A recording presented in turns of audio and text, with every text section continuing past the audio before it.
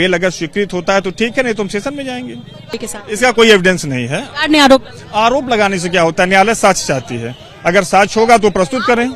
नमस्ते, ये समर सिंह जी के वकील हैं और इन्होंने साफ तौर पे खारिज कर दिया है सारी चीज़ों को। इन्होंने बताया है कि आरोप लगाना बहुत ही आसान चीज़ है। आरोप लगाने से क्या होता है, अगर कोई भी सबूत है तो आप सबूत दीजिए, उसके बाद बात करिए, वरना 14 दिन के अंदर ही हम समर सिंह को जो है वो जेल से छुड़वा लेंगे।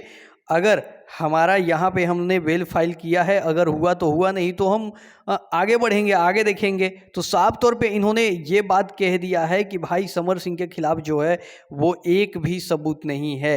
अगर वो सबूत कोई देंगे तो फिर उसके बाद देखा जाएगा कि क्या कुछ किया जाएगा, वरना सिर्फ आरोप से कोर्ट और जज या कानून जो है वो नहीं चलता है। जी हाँ, तो अब जो है धीरे धीरे जो है दोनों पक्ष का बात जो है सामने आने लगा है। बाकी आप लोगों को क्या लगता है ज़रूर कमेंट बॉक्स में कमेंट करिएगा, वीडियो को शेयर करिएगा। Love you.